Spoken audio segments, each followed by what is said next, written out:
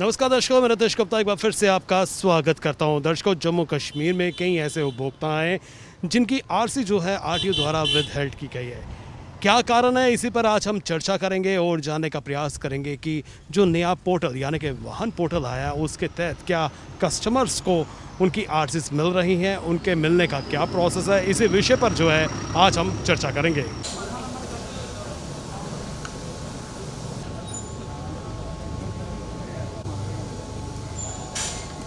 आपका नाम क्या है? सर मेरा नाम अमित चौधरी है। अमित जी, आपने कौन सी गाड़ी ली थी? Sir Baleno. बैलिनो ली थी, तो बैलिनो के कागज़ बन गए? नहीं सर, कागज़ नहीं बने। इन्होंने गाड़ी मार की थी आरटीओ ऑफिस से, उन्होंने नंबर भी नहीं चेक किया था। उन्होंने जस्ट कागज़ देखे, कागज़ में मार किया। उन्होंने बोला कंपनी में जमा करवा दो। डिपॉजिट करवाने आए, इन्होंने बोला कि चले जाओ, कागज़ की ज़रूरत नहीं है, जब नंबर आएगा हम बता देंगे। और 17 जून को गाड़ी ली थी मैंने, अभी तक नंबर नहीं लगा। आज मैं 5वीं बार इधर आ रहा हूँ। तो कितना सफ़र हो रहे हैं आप? सर सफ़र तो एक आपको पता कोविड-19 चल रहा है, तो सफ़र तो होता ही है। इधर बीमारी फैलने का डर है, बार बार आना पड़ता है, फिर फ़ोन करते फिर आना पड़ता है। आरटीओ वालों के पास जा रहे, बोल रहे कि हमारा कोई दोष नहीं है, कंपनी वालों के पास डॉक्यूमेंट जमा करवा दो। तो कंपनी वाले क्या कहते हैं फिर? कंपनी वाले बोल रहे हैं कि जब पीछे से नंबर आएगा तो तभी हम देंगे। और आज 5वीं बार मैं आ रहा हूँ यहाँ पे। तो मीन्स जून के बाद जुलाई, अगस्त, सितंबर शुरू हो गया, 3 महीने हो गए हैं। क्या कहना चाहते हैं आप? सर गाड़ी यही है कि अभी हम गाड़ी 1 महीने का टेम्पररी नंबर होता है, अगर हमारी गाड़ी फंस जाए तो हम जवाब नहीं ना दे सकते। ये तो कंपनी वाले फिर देंगे ना जवाब, हम तो कुछ नहीं कर सकते इसमें, क्योंकि 3 महीने हुआ गाड़ी का नंबर नहीं लगा। अभी आरटीओ की गलती है कि वो गाड़ी अगर पास हुई है तो नंबर क्यों नहीं आ रहा। नेम टैब का हम मानते हैं कि नेम टैब नहीं मिलेगी, लेट मिलेगी, मगर नंबर तो आना चाहिए ना, नंबर नहीं लगा।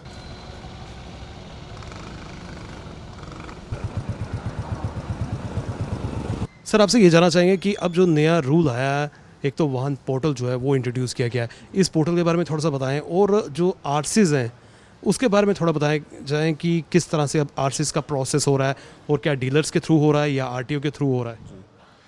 देखिए, 5 अगस्त से पहले अर्लियर इट वाज डीलर के थ्रू एक टेम्प्रेरी नंबर जनरेट होता था, जो कि सारा ये वाहन पोर्टल ऑनलाइन है। एंड डीलर के थ्रू ये पहले डॉक्यूमेंट जो हैं अपलोड होते थे, उसके बाद एक टेम्प्रेरी नंबर जनरेट होता था। टेम्प्रेरी नंबर जनरेशन के बाद कस्टमर को जाना पड़ता था आरटीओ अपनी गाड़ी इंस्पेक्शन करने के लिए। जब गाड़ी इंस्पेक्ट हो जाती थी उसके बाद कस्टमर का नंबर जनरेट हो जाता था, और नंबर के लिए रिक्वेस्ट जाती थी वेंडर को डीलर की तरफ से।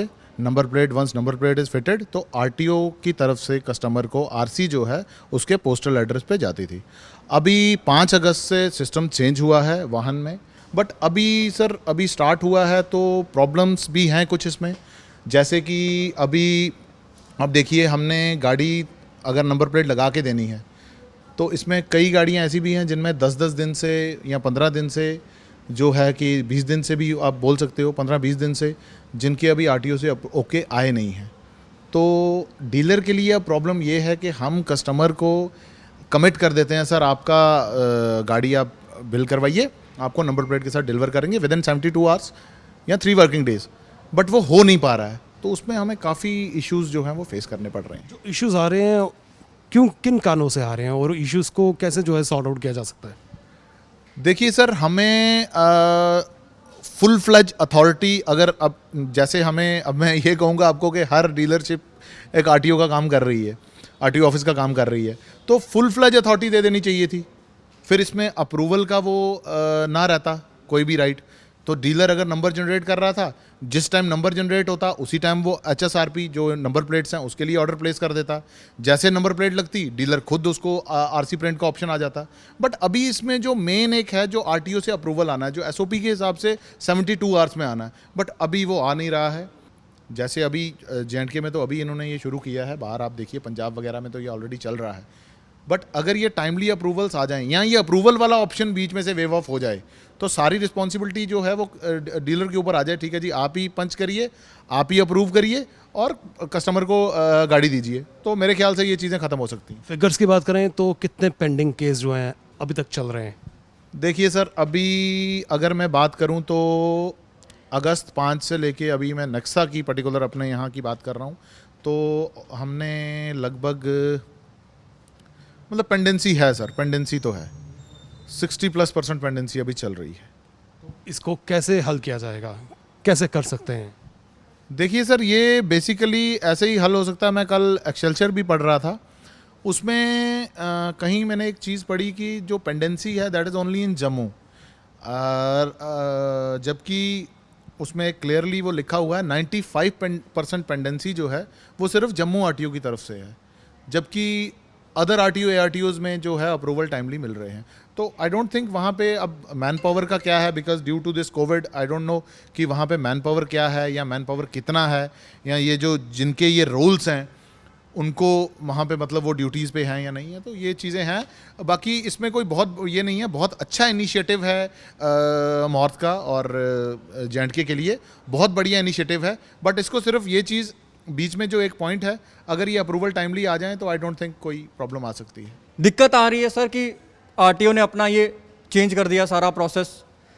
उसमें क्या है, कस्टमर हमसे गाड़ियाँ उन्होंने अपनी बुक करवा के रखी हैं, डिलीवरी चाहते हैं, हम डिलीवरी नहीं कर पा रहे हैं गाड़ियों की, क्योंकि क्यों नहीं कर पा रहे हैं? सर आरटीओ की गाइडलाइंस हैं कि जब डिलीवरीज होंगी नए सिस्टम में, कि गाड़ियाँ शोरूम से नंबर प्लेट लग के और विद इन डेज में उनको आरसीज भी प्रोवाइड हो जाएंगी। उसकी वजह से हम उनको कस्टमर को अभी तक वो डिलीवरियाँ नहीं दे पा रहे हैं। जो आरसीज पेंडिंग हो रही है, डिले हो रही है, इसका कारण क्या है? यहाँ से है डिले, आरटीओ ऑफिस से डिले है, और अगर डिले है क्या कारण क्या है डिले का? सर हमारे यहाँ से कोई डिले नहीं है, आरटीओ की तरफ से ही डिले हो रहा है। डिले का कारण है कि अप्रूव्ड होते हैं, पहले यहाँ पे इनवाइस होती है, वो कस्टम अपलोड होते हैं सारे डॉक्यूमेंट्स, आरटीओ साइट पे जाते हैं, आरटीओ वहाँ से अप्रूवर करते हैं, फिर हम यहाँ से एक रजिस्ट्रेशन नंबर जनरेट होता है, उसके बाद हम गाड़ी को डिलीवर कर सकते हैं।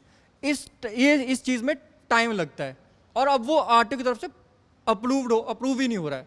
ऐसा कुछ इश्यूज आए हैं इस लेकिन जब टाइम डिसाइड किया जाता है कि 72 आवर्स या 3 वर्किंग डेज में आपको डिलीवर करनी है, तो अगर उस पर नहीं कर पाते तो कसूर किसका होगा? सर हमारे हैंड से सेम डे ही अपलोड हो जाते हैं, आरटीओ की तरफ से पेंडेंसी आ रही हैं, उनकी तरफ से नहीं हो पा रहा है। हमारे पास कस्टमर आ जाता है 72 आवर्स में, क्योंकि कस्टमर आरटीओ की तरफ से गाइडलाइंस भी है 72 आवर्स में हो जाएगा, सब कुछ हो जाएगा, लेकिन फिर भी कस्टमर आके हमारे पास सफ़र करता है, और ना वो आरटीओ नहीं जाते, कस्टमर डीलर के पास आते हैं। उसकी वजह से क्या है, कस्टमर का रोष हमारे से ज़्यादा बन रहा है, वो डीलर के अगेंस्ट होता जा रहा है। बिफोर कोविड से पहले जो गाड़ियाँ पास हुई हैं उनके भी कहीं अभी तक नंबर नहीं लगे हैं। अब वो कस्टमर हमारे पास आते हैं, सफ़र कर रहे हैं उस चीज़ के लिए कि हमारी गाड़ी पास हो गई है, बट वो कोई अप्रूवल लेटर है, कुछ ऐसे पेंडिंग चीज़ें हैं जो उन्होंने आरटीओ ने डीलर के नाम पे ही कर दिया वो सब कुछ उस चीज़ के लिए। अब जैसे अभी कोई सफ़र का, अभी कस्टमर रिसेंटली अभी आए थे, वो भी बोल रहे थे कि मेरी गाड़ी मैंने फेब में ली है, मेरे को अभी तक नंबर नहीं लगा ये चीज़, तो वो अप्रूवल लेटर का इशू था। अब जो लास्ट 5 अगस्त के बाद जो थोड़ी सी टैगलाइन चेंज हुई हैं उसके रिगार्डिंग भी थोड़ा इशू हो रहा है। अब होप सो, लिखते हैं, लेट इट बी, कब तक ये क्लियर होता है। जैसे फरवरी की गाड़ी है, जनवरी की गाड़ी है, अगस्त के बाद गाइडलाइन चेंज होंगी, तो वो कस्टमर को किस तरह से जस्टिफाई करेंगे? कस्टमर को जस्टिफाई करना, हम वही तो बात आ गई ना कि डीलर आरटीओ ने पूरी डीलर पर डाल दिया हुआ है। मतलब कि इवन की आरसी आपको हमारे आरटीओ से मिलेगी, नंबर प्लेट कह रहे हैं कि आरटीओ डीलर से मिलेगी, बट नंबर प्लेट वाला भी इतना क्लैरिटी हुआ ही नहीं है। बट ये कि हम यहाँ पे एचएसआरपी स्लिप्स वगैरह काट के देते हैं, वो कस्टमर वहाँ पे जाता है, अपना टोकन नंबर कुछ भी लेता है आरटीओ से कि कब तक उसको क्लियर होती है, फिर वो अपनी नंबर प्लेट लगा के हमारे से आरसी प्रोवाइड करता है। अब ये है कि थोड़ा सा हौश पौश तो काफ़ी हो गया हुआ है, अब उसको धीरे धीरे टाइम लगेगा थोड़ा।